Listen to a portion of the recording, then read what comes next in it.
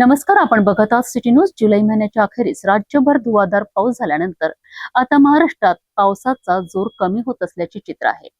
हवामान अभ्यासकांच्या अंदाजानुसार ऑगस्टच्या पहिल्या 15 दिवसात राज्यात मोठ्या पावसाला ब्रेक मिळण्याची शक्यता असून 15 ऑगस्ट नंतर पुन्हा पावसासाठी पोषक परिस्थिती निर्माण होऊ शकते. बघूया याबाबत सविस्तर रिपोर्ट. जुलै महिन्याच्या अखेरीस राज्यभर मुसळधार पाऊस झाल्यानंतर आता महाराष्ट्रात पावसाचा जोर ओसरत असल्याचे चित्र आहे. हवामान अभ्यासकांच्या माहितीनुसार ऑगस्टच्या पहिल्या 15 दिवसात राज्यात मोठ्या पावसाची शक्यता असून बहुतांश भागात केवळ हलक्या ते मध्यम स्वरूपाच्या सरी कोसळण्याची शक्यता आहे. सॅटेलाइट निरीक्षणानुसार खोलदाब क्षेत्राचा प्रभाव कमी झाला असून सध्या गुजरातच्या दिशेने पावसासाठी पोषक वातावरण तयार झाले आहे.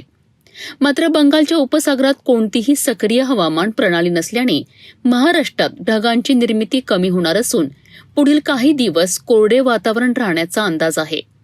हवामान अभ्यासक अथ्रेय शेट्टी यांनी 15 ऑगस्ट नंतर राज्यात पुन्हा चांगल्या पावसाची शक्यता व्यक्त केली आहे.